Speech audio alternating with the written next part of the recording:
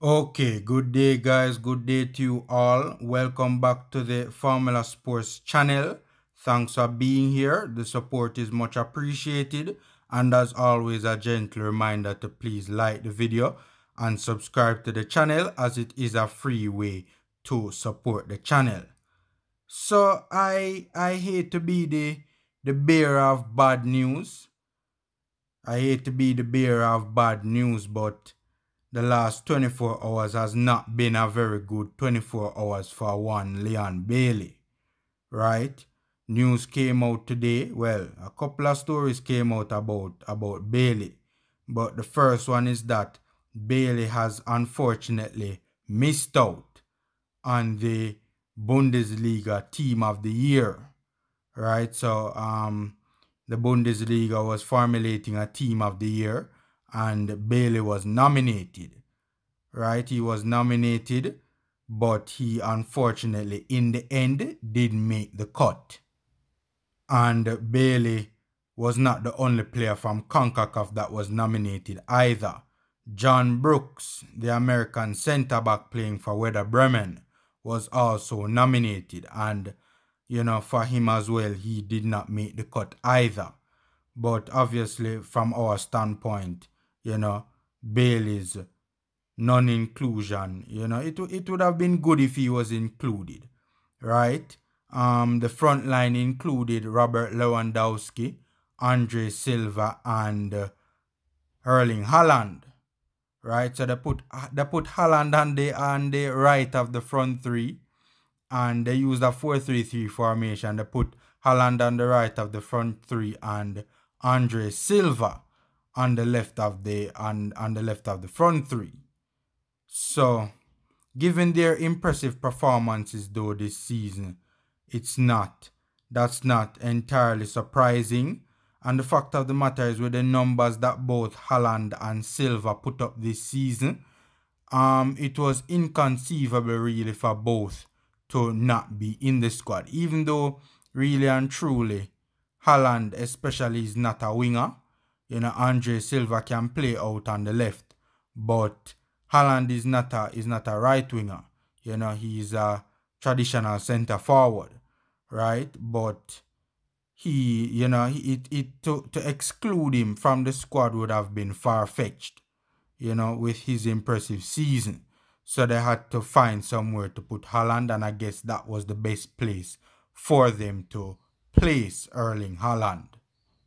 And to be fair, Andre Silva hasn't played much out wide this season either, right? For most, if not all of the season, Andre has played as a center forward, right? But obviously he is known to be a player who can play out wide on the left as well.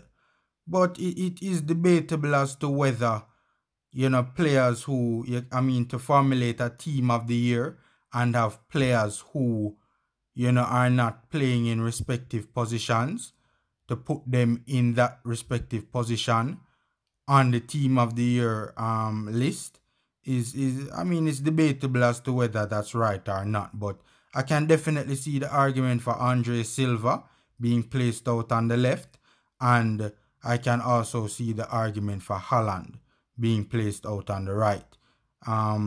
It would have been very difficult because obviously both would make the cut over Lewandowski as the center forward, but it would have been very difficult for both to be left out, even though both for the most part of the season has played as traditional number 9s, right? And of course, we know that Leon Bailey has been enjoying an impressive season. He's joined 11th in the scoring list and joined 13th.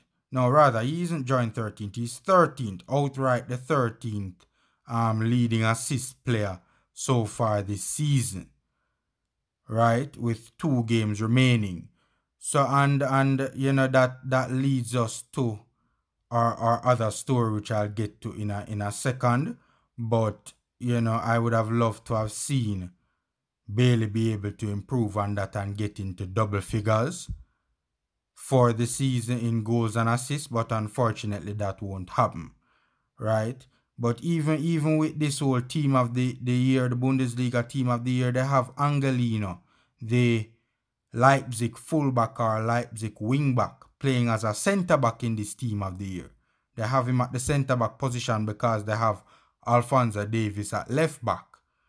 So that just goes to show you that certain players, their performances were so impressive that they just couldn't be left out, even though they were placed in positions that, you know, they don't play, because obviously Angelino is a left back or a left wing back.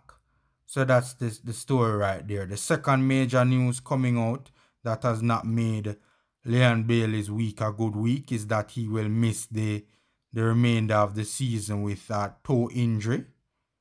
Right, very unfortunate that he'll miss the rest of the season with a toe injury, and the Bayer Leverkusen coach would have confirmed that. So Leon Bailey will unfortunately miss the rest of the season. Bayer Leverkusen's last two final games, Leon Bailey will miss it.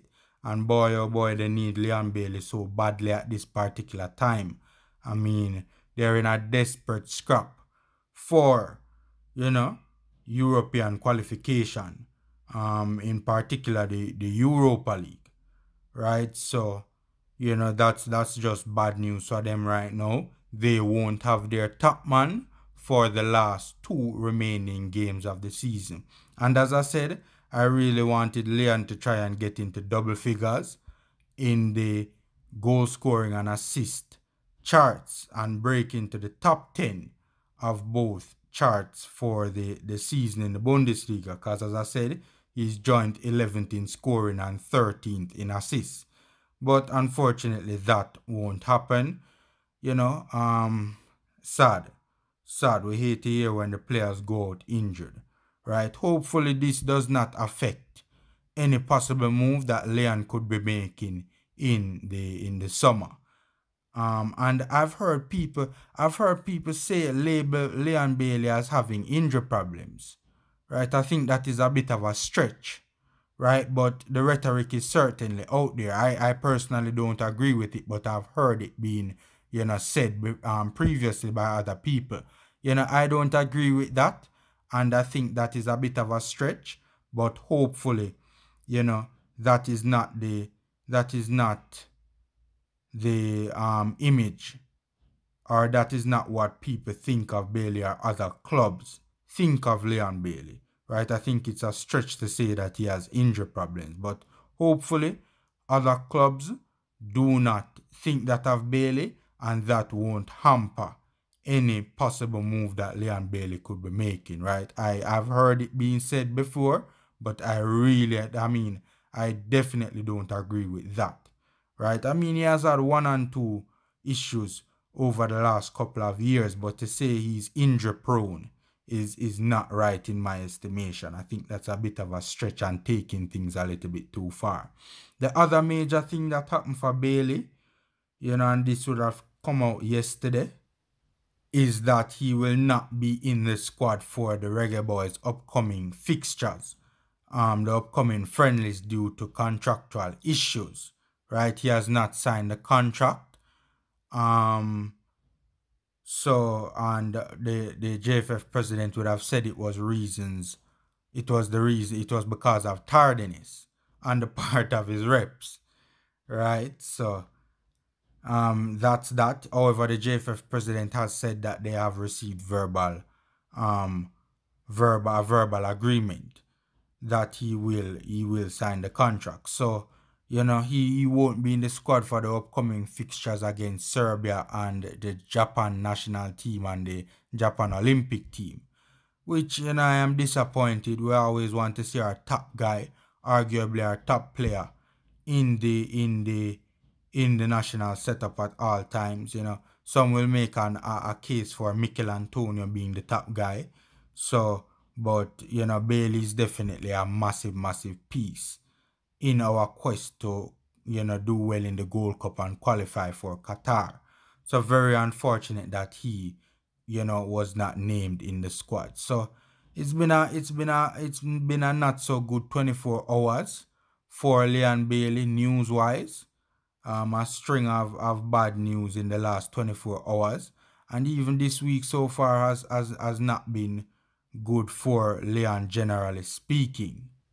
You know, Bailey would have suffered that injury in the last game as well on the weekend. So that's it where Bailey is concerned. You know, hopefully Bailey will have better weeks and better days to come. And you know, Leon Bailey has been flying throughout the season. So, you know, a couple bumps in the road, but you know, things will definitely turn around for him. You know, he will heal up and come back strong. He's a top class player. And even though he missed out on the team of the season, you know, at the very least he was nominated, so that's good in and of itself, right? And he will definitely make Reggae Boys squads in the future. So that's it. You know, stay safe, guys. Take care. A gentle reminder as always to like the video and subscribe to the channel. And until next time.